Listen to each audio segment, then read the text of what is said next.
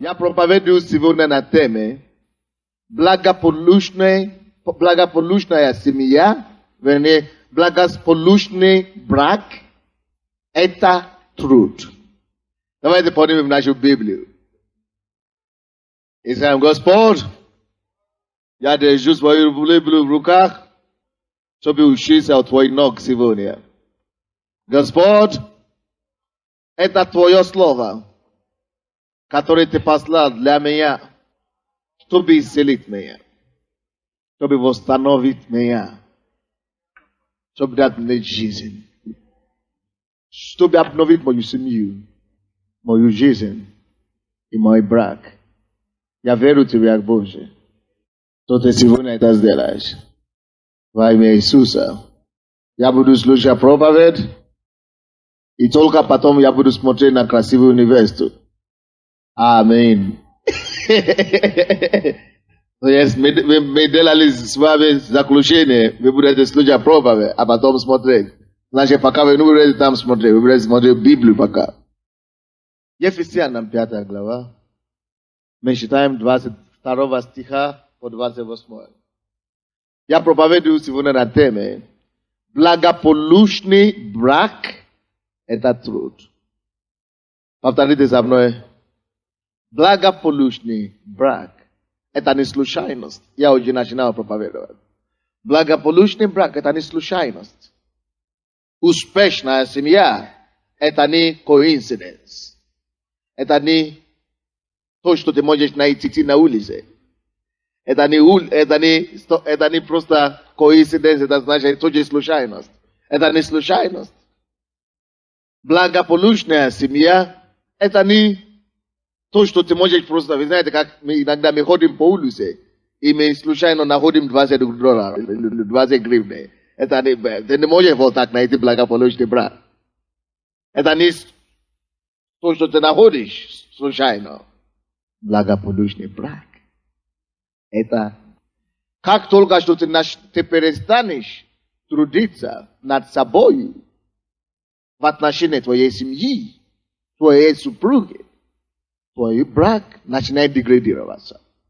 Братья и сестры, особенно те, которые еще не женаты. Если вы еще не женаты или вы женаты, слушайте меня внимательно, очень важно. Почему некоторые люди, которые когда-то клялись друг другу в любви, разводятся потом? Как это может быть? Почему люди, которые сказали раньше, что я больше тебя люблю, чем кого-то на свете, потом ненавидят того же человека, чем соседа? Почему получается так?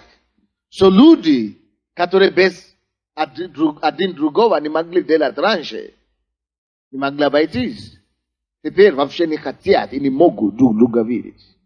Самая элементарная причина – это потому, что когда большинство из нас женились или выходили замуж, мы были не подготовленными, мы были не наученными. Откуда мы должны учиться? Кто должен нас научить? Кто должен нас готовить к браку?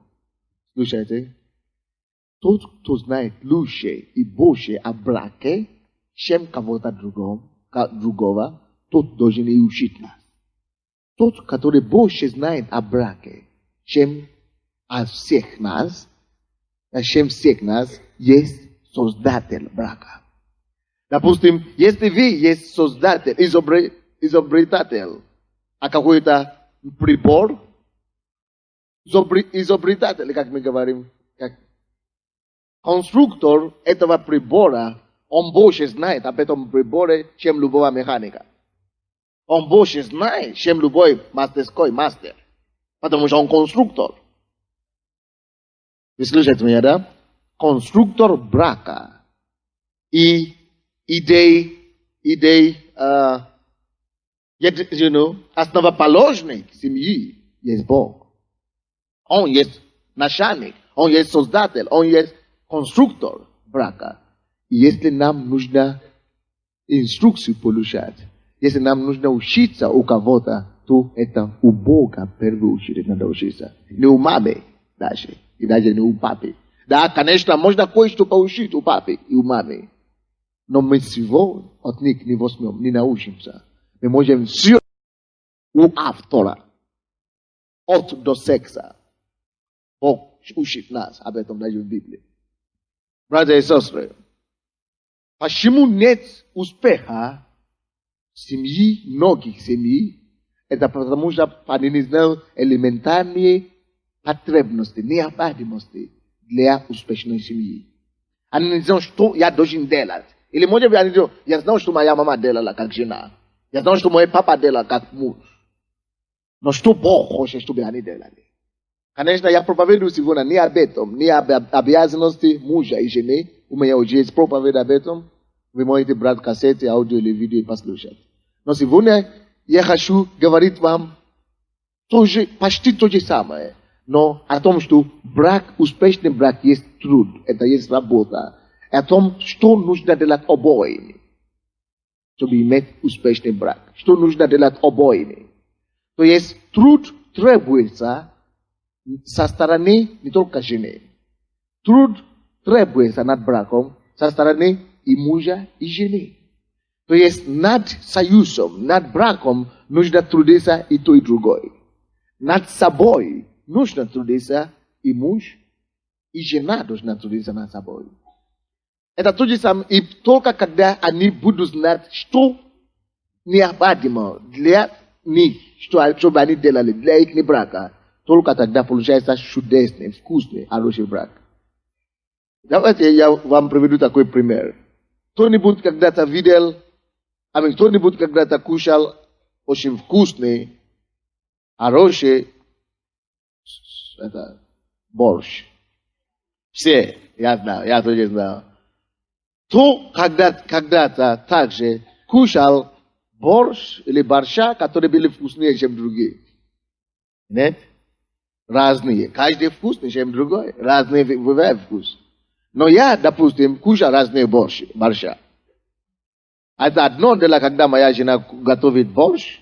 Я люблю кушать то, что моя жена готовит. Но однажды она не борщ, она иногда готовит, только старается, потому что это не ее национальный блюдо. Но однажды я поехал в село. Я люблю ее борщ, я всегда это кушал. Но когда я попал в украинское село,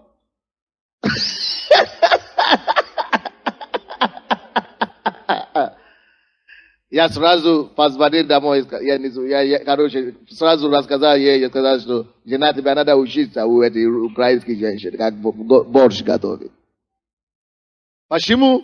Потому что я обнаружил, что оказался этот второй борщ более успешный, чем первый борщ. Допустим, я даже кушал такой борщ там, где фасоль есть. Вы видели такое? Это не все борщ имеют с собой это фасоль. Правильно? Это я настоящий борщ, да?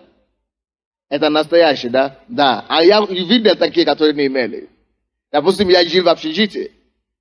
И тогда у нас была столовая в общежитии. Никогда не видел там фасоль у борща. Есть борщ, который есть только с капустой. И вода. И соль. То есть другое, конечно. Но есть разные элементы, которые там есть. Но чтобы иметь настоящий борщ, нужно иметь и то, нужно иметь что? Скажите, настоящий. Фасоль? Нет, фасоль это не последний. Нужно иметь картошка, буряк, капуста, лук, мясо, фасоль и даже чеснок. Кто из вас кушал когда-нибудь борщ без мяса? Я постоянно это кушал раньше. Все, да? То есть борщ без мяса. Есть борщ без фасоли. И есть даже борщ без чеснока. Или бурака не бывает. Всегда есть. Амин. Слушайте. Теперь-то послушайте, к чему я веду. Когда вы уже кушали раньше настоящий борщ с чесноком, фасоль, сало внутри, и мясо, слушайте меня, и даже со сметаной. Слушайте, когда в следующий раз вам предложат борщ только с буряком и капустой, и вода, вы сразу угадите, что это не очень успешный борщ. Это борщ. Брак похожий. Чтобы иметь успешный, вкусный борщ, нужны разные ингредиенты. Это по-русски ингредиент, да? Есть такое слово. Есть разные ингредиенты. Есть разные несоставные части. Кухни, язык кухни, дайте мне. Продукты. Вы все поняли, молодец. Да, все меня... Все компоненты должны быть. И почему один вкуснее, чем другой? Потому что где-то один есть, где-то другого нет. Вот. Но чтобы иметь самый лучший борщ, надо иметь все компоненты, которые необходимы. Все, которые ты можешь думать. И тогда это становится настоящий борщ. То же самое в брак. Если ты хочешь иметь нужный брак, успешный брак, который Бог хочет, брак по стандарту Бога, чтобы она была успешной так, как Бог хочет, чтобы она была успешной, тебе нужно иметь все компоненты, все ингредиенты также. Какие ингредиенты тебе надо иметь? Твоему мужу надо иметь, твоей жене нужно иметь, чтобы иметь успешный брак, это о чем я буду проповедовать сегодня и на следующей неделе. Если у вас не будет этих ингредиентов и этих компонентов в вашей жизни, в вашей супружеской жизни, вряд ли у вас будет успешной брачной жизни. Семья. Поэтому, братья и сестры, мы учимся у Бога, согласно Слову Божьему. Вы понимаете меня? И когда я говорю, что благополучный брак – это труд, я имею в виду то, что вам нужно совместно учитывать и делать. Над чем вам обоим надо будет трудиться, над какими компонентами вам надо будет трудиться, чтобы иметь успешный брак.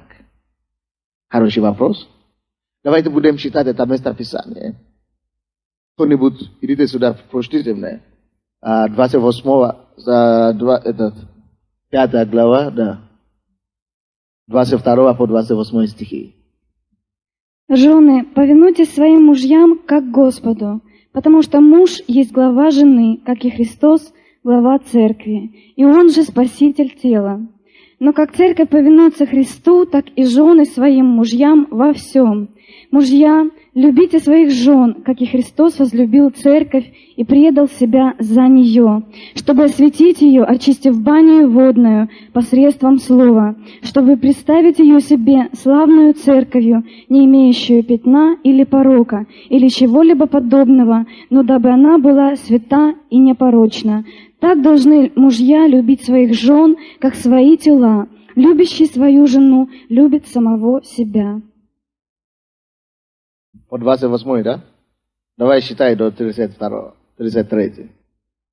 Ибо никто никогда не имел ненависти к своей плоти, но питает и греет ее, как и Господь церковь, потому что мы члены тела Его, от плоти Его и от костей Его. Посему оставит человек отца своего и мать, и прилепится к жене своей, и будут двое одна плоть.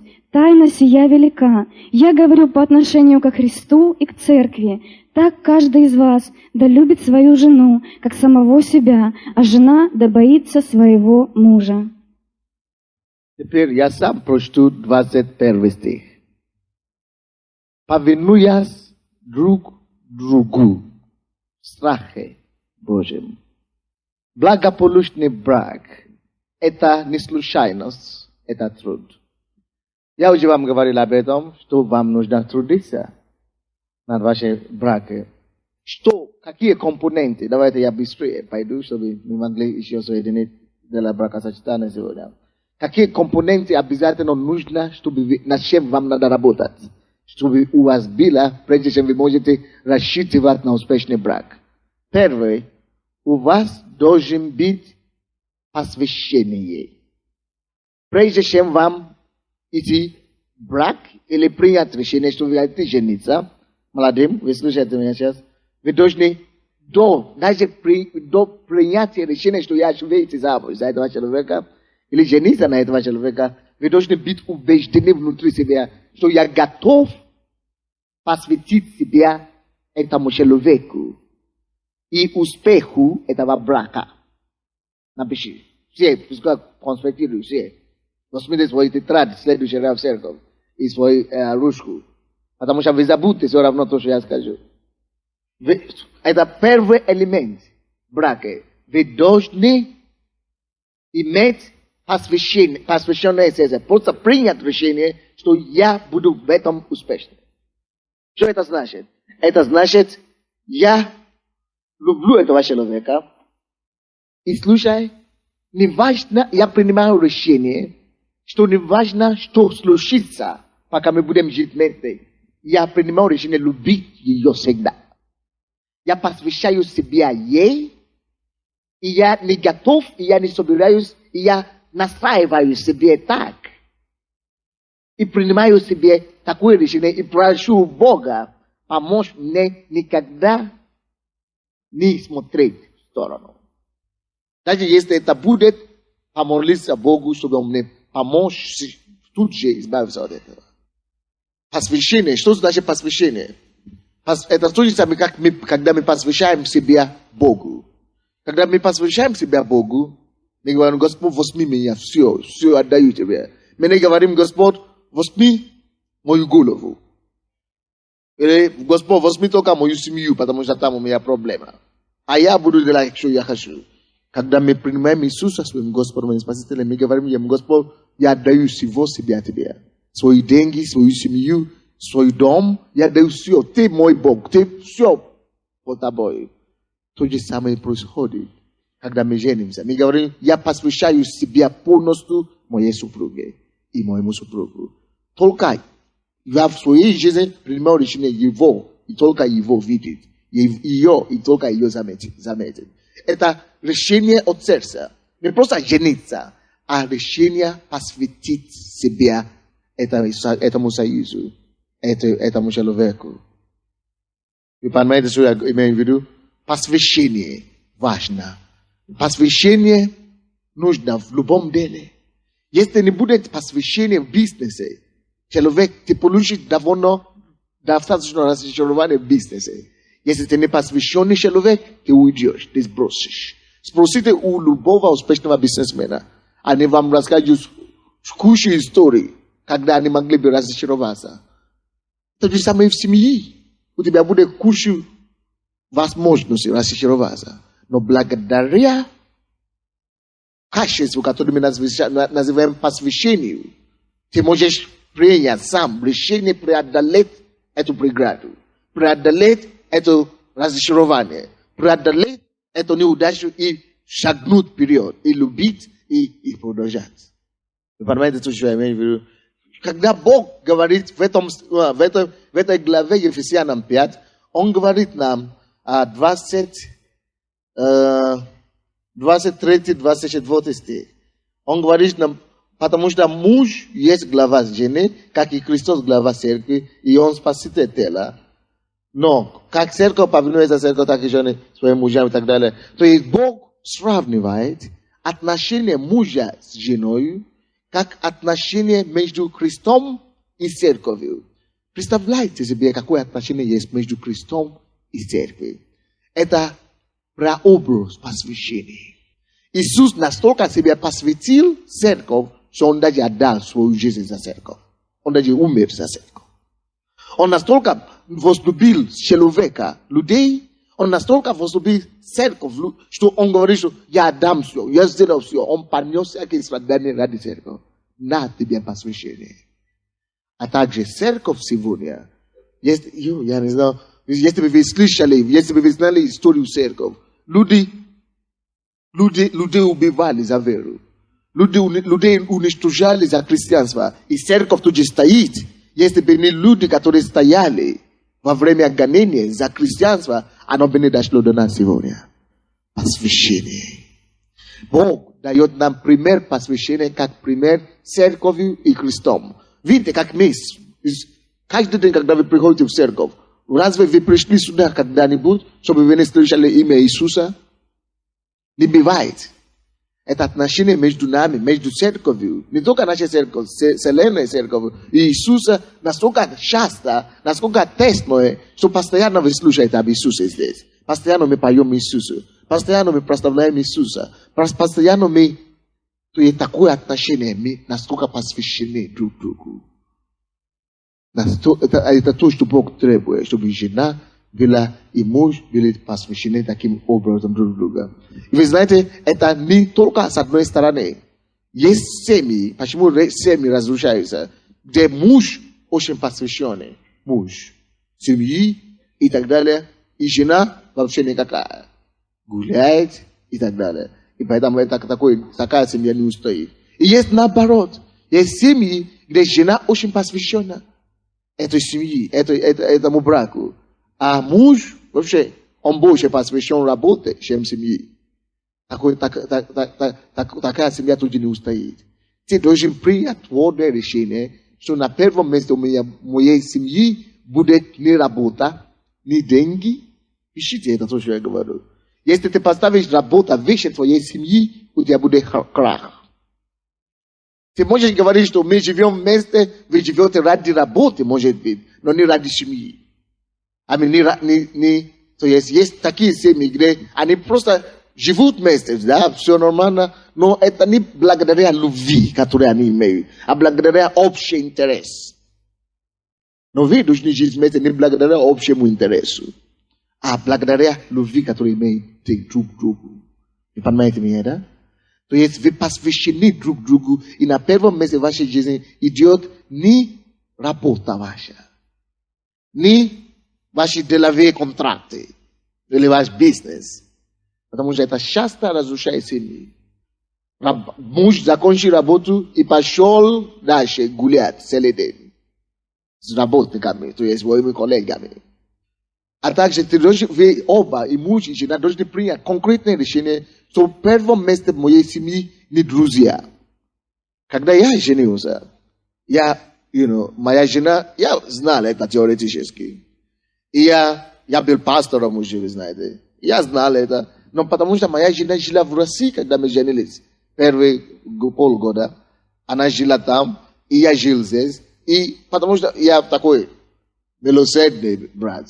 И я вижу, что у кого-то нету квартиры или что-то. Я беру их в свой дом. Сначала наркоманы, а потом они грабили меня в полночь. Я обнаружил, что это нельзя. А потом я начал брать в семью, тоже нормальные братья, так называемые служители тоже, которые имеют проблемы. Они живут у меня. И когда я уже женился, моя жена уже приехала ко мне, они привыкли быть у меня целый день. А я не мог выгнать их, мне было неудобно. И я причинял этим самым, ой-ой-ой, какой ужасный Бог начали нашей свадьбы моей жены. Потому что друзья занимали место, которое жена должна была занимать. Это неправильно. То есть я должен быть довольно... Они были пастыря. Они тоже учили это, я тоже учил это. Но это учить и делать, это другое. Я должен сначала почувствовать чувства моей жены. Звон моей жены. Крик моей жены. Как она чувствует. Как она больше нуждается в моем присутствии, чем мои работники, или чем мои пастыря, или чем мои друзья. То бы не было, не должен стать между тобой и твоей женой. Твои отношения с женой должны быть на первом месте. Я даже не знаю, почему я это считаю проповедь сегодня, но слава Богу, что они женятся, но Бог не побудил это делать. И я хочу, чтобы вы приняли это решение. Потому что друзья и родственники, и мама, твоя мама, или ее мама, или ее свекрови, не должны стать между вами. Библия говорит, и оставить муж от родителей. Если, представляете, для мужчины родители это самое вообще. мама. Это самый... И если Библия говорит, что он оставит, и родители, тем более друзья тогда, или коллеги на работе. Ерунда. Это вообще далеко надо оставить, чтобы быть женой. Что такое посвящение? Посвящение, значит, я убираю все, что могла бы стоять на дорогу между мной и моей женой, чтобы быть больше и ближе к ней. Я принимаю это решение, и это будет знак тому, что я хочу иметь, я хочу действительно жить в браке. Посвящение. Что значит посвящение? Это принять решение, что ничего не станет между мною и моей супругой. Вы поняли, что я имею в виду? Ни работа, ни бизнес, ни друзья, и ни... Что я еще сказал? Ни работники, да, ни коллеги, да, родители и так далее, и ни деньги. То есть, в принципе, я как муж, я советую, я тоже буду проповедовать об этом. Как управлять семейный бюджет. Как управлять семейный бюджет, что делать с деньгами и так далее. Я тоже буду это учить, это примерно, то есть из принципов, которые должны руководить нас. Почему? Потому что очень часто конфликты возникают на почве денег в семьях. На почве денег конфликты, даже в христианских семьях возникают. Поэтому я буду это тоже учить, я дойду до этого. Бог поможет. Я буду это учить в следующее воскресенье, а потом через воскресенье или когда-то я продолжу. Аминь. То есть, вы знаете, первое условие, которое вам необходимо, чтобы иметь посвященное это семья, это посвящение. Ничто не стоит между мною и мужем, и женой тоже. Аминь.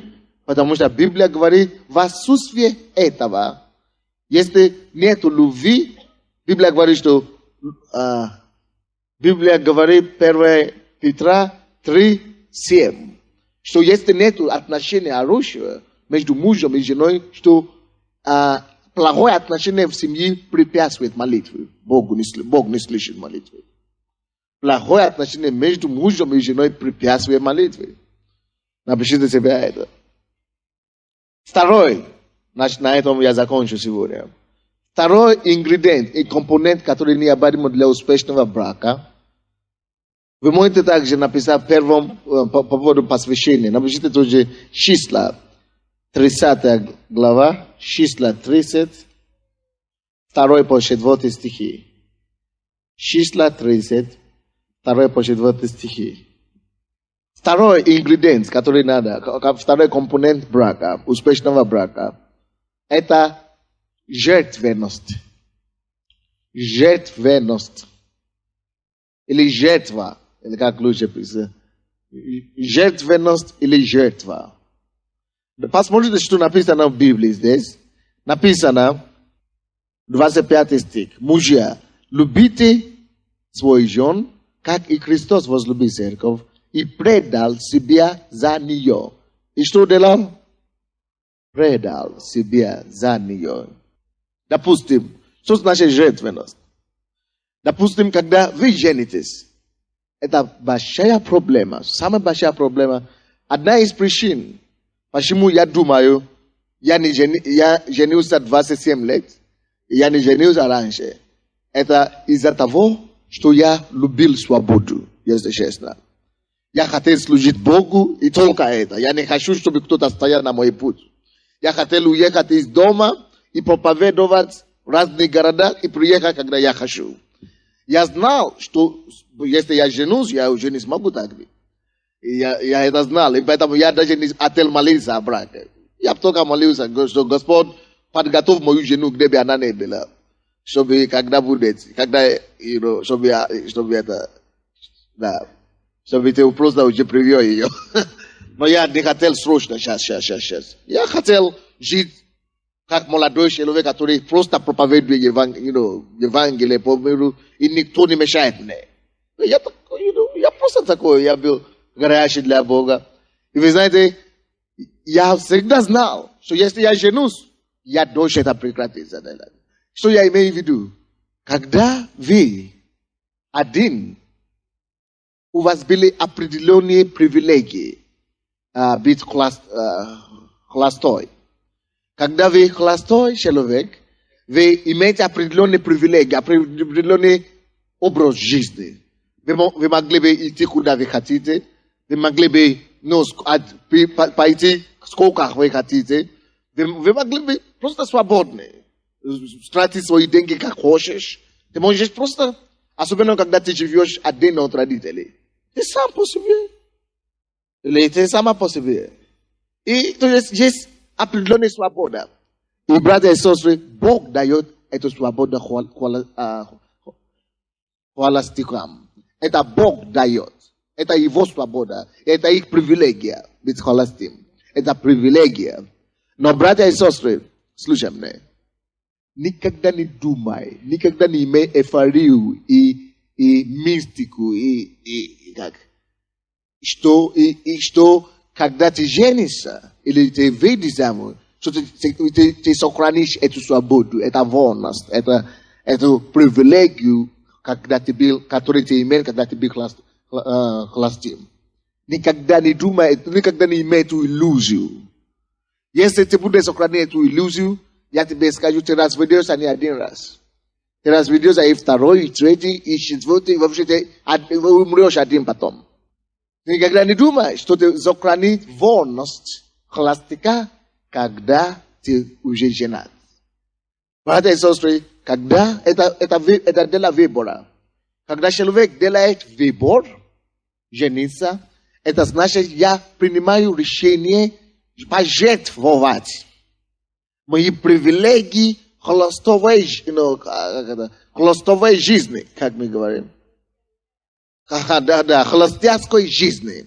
Я жертвую, я оставляю эти привилегии холостяцкой жизни, которые была у меня, была прекрасна, да, но я принимаю сознательное решение, что мне гораздо легче и лучше, когда я буду женат, и я принимаю, что я делаю сознательный выбор. Что я уже не холостой, и я делаю выбор и решение, что я принимаю решение жениться или выйти замуж, потому что мне хочется жить больше такую жизнь. И ты не должен жалеть. И когда я уже принял решение жениться, допустим, я уже подготовил себя хорошо.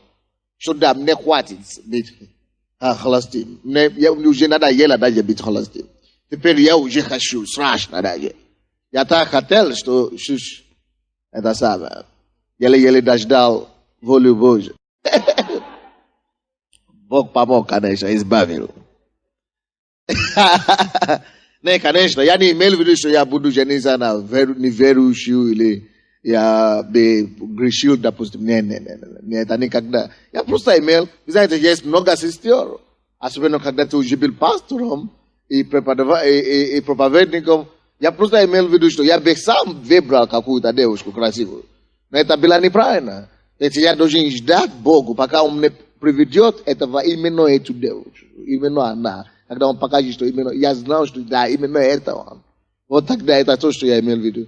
И я дождал, слава Богу, Он помог. Но слушайте, я имею в виду, что когда ты уже жена, ты принимаешь решение жертвовать, поставить, выбросить те привилегии и свободу, которые у тебя были в холостической жизни. Теперь холостической жизни, да? Холостяцкой жизни.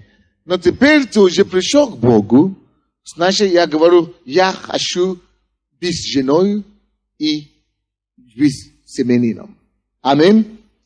Что значит, что я имею в виду? Я еще вам дам пример. Что жертвовать, жертвенность. Надо многому жертвовать, когда ты приходишь к Богу. Допустим, когда ты не приходишь к Богу, когда ты женишься, когда если ты хочешь иметь благополучный образ жизни.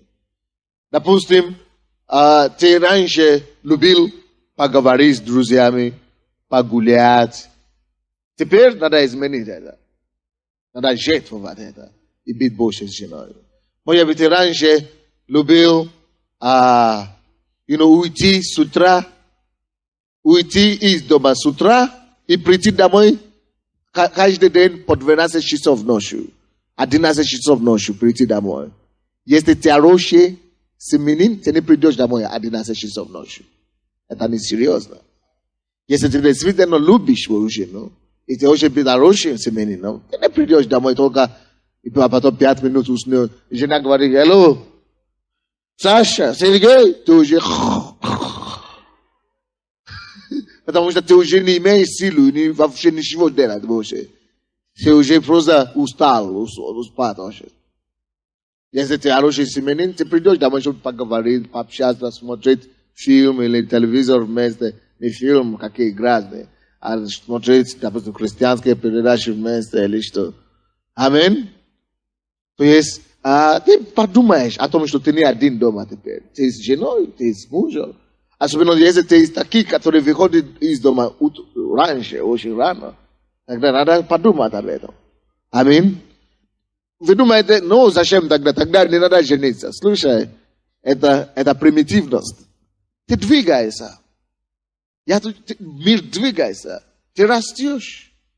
В определенных разных этапах нашей жизни мы принимаем разные решения.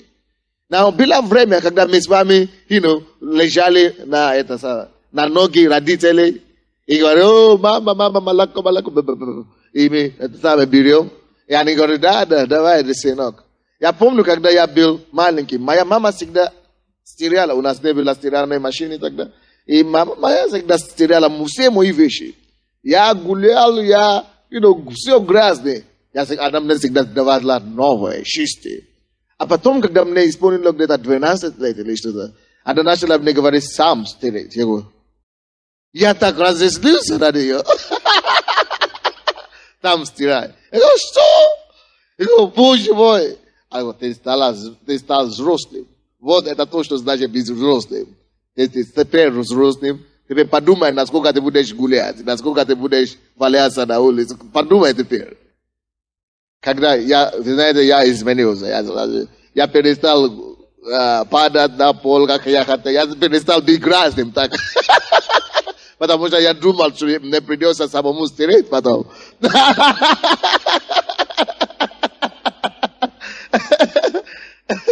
Я стал взрослым.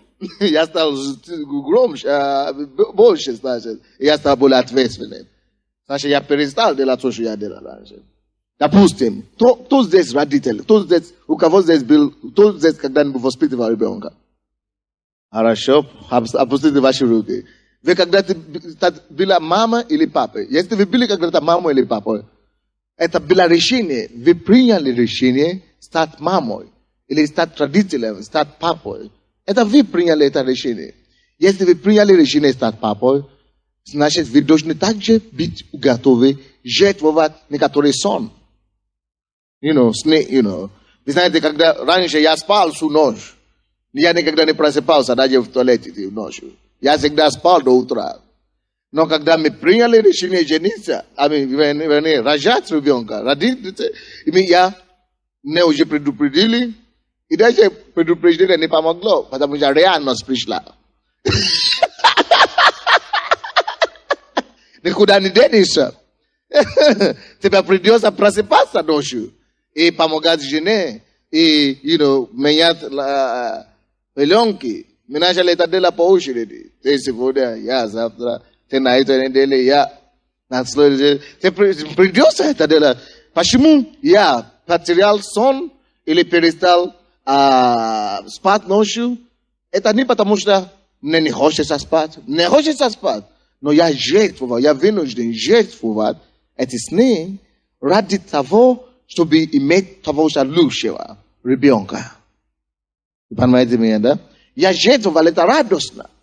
И таким же образом в браке есть много чего нам придется с вами просто говорить, вычеркнуть в нашей жизни. Вычеркнуть и просто жертвовать, чтобы иметь лучшее, прекрасное. Вы понимаете, что я имею в виду, да? То есть жертвенность это постоянно в браке. Допустим, моя жена должна ехать домой сейчас в августе. Она еще не была дома в 7 лет. 7 лет. Вы знаете, мы должны сейчас начинать думать, планировать наши бюджеты, да?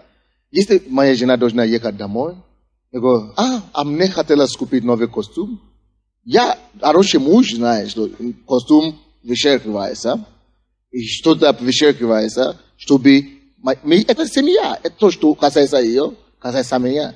Это у меня нету своих денег в нашей семье. У меня нету свои что-то, это наши. Да, может быть, это мои. Алло, вы понимаете? Допустим, у меня есть свои деньги.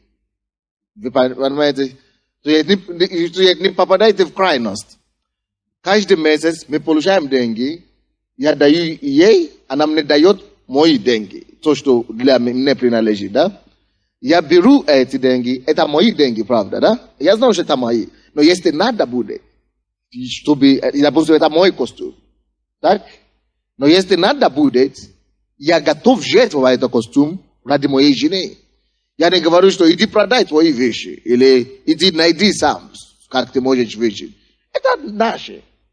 Вы понимаете, что я имею в виду? То есть это у меня уже нету свои. Это наши права. Это наши вещи. Допустим, встаньте, пожалуйста, муж и жена.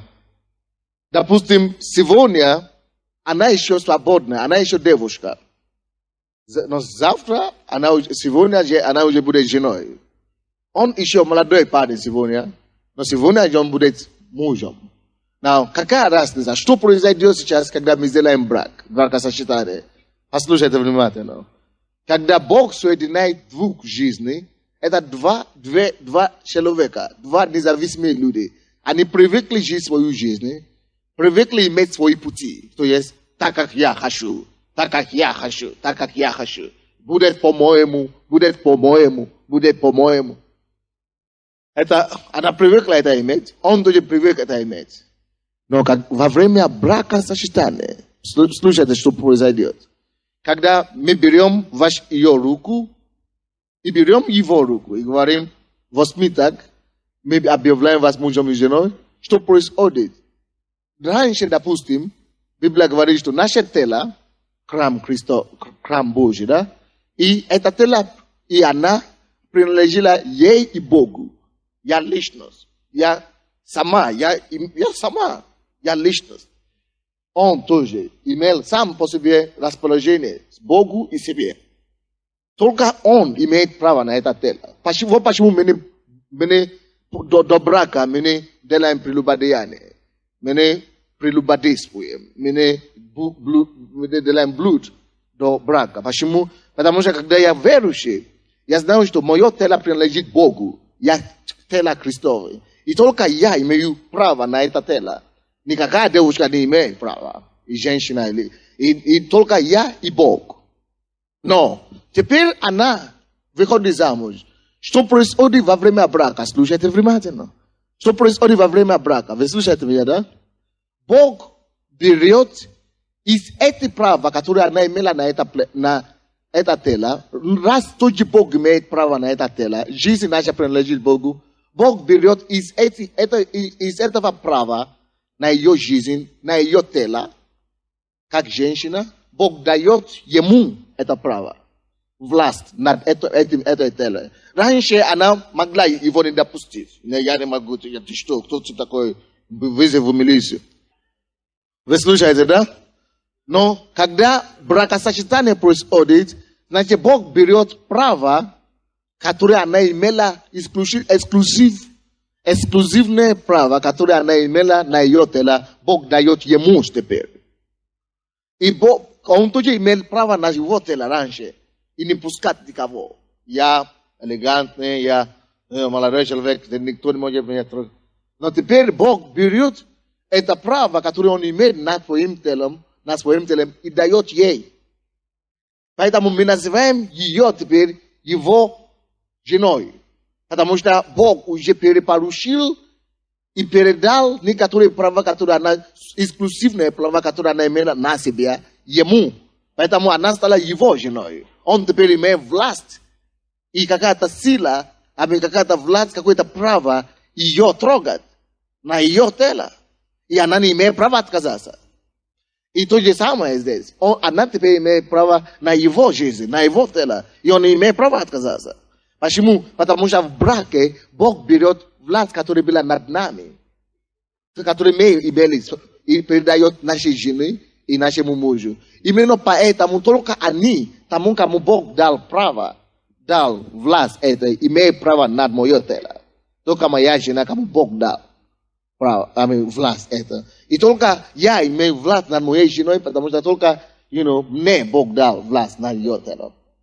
Вы понимаете теперь? И пока Бог это не сделает, никто из нас не имеет права. И поэтому брак есть священный. Бог передает правомочия или полномочия на друг другу, чтобы мы могли действительно принадлежать друг другу.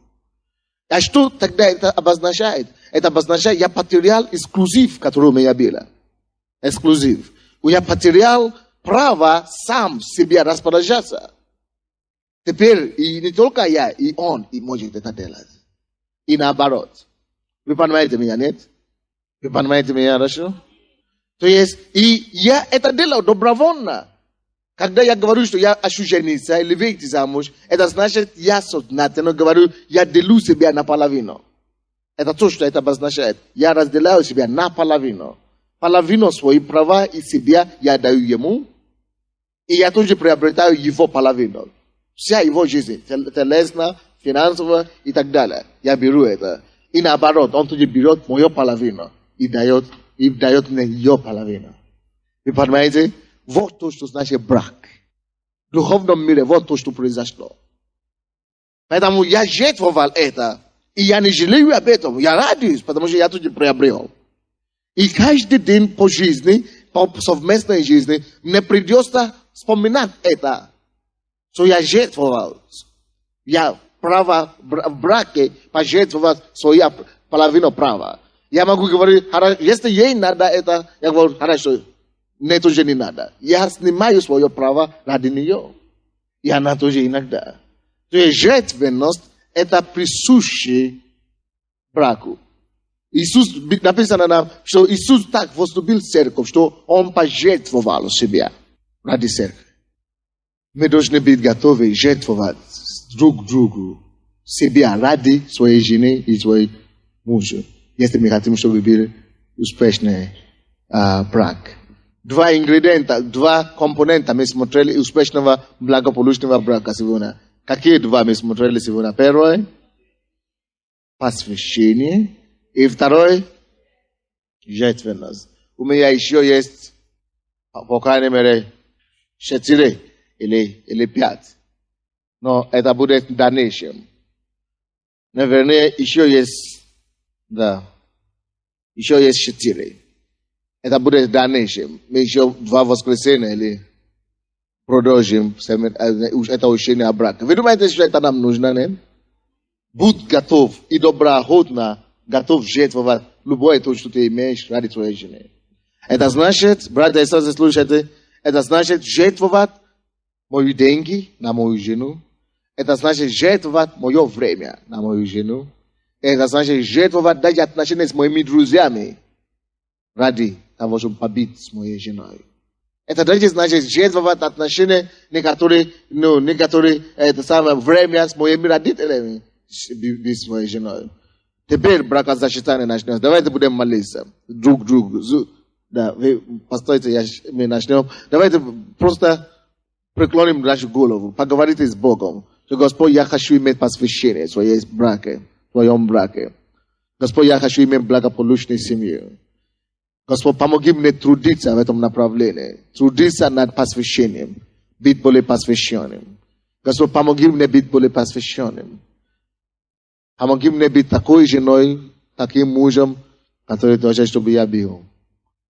Помоги мне, Господь, быть насколько посвященным, насколько ты это хотел.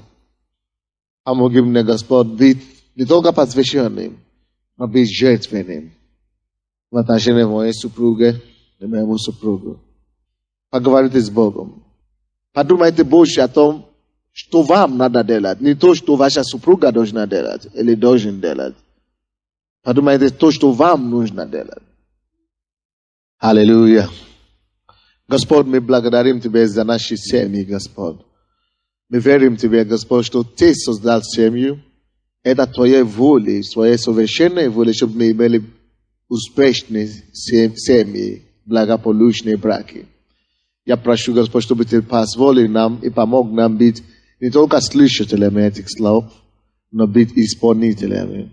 Чтобы мы были жертвенными в отношении к нашей супруге. И, Господь, чтобы мы были посвященными нашему браку. Мы благодарим Тебя, что Ты поможешь нам это делать. Просим во имя Иисуса Христа. И весь народ сказал: Аминь. Дайте аплодисменты Иисусу.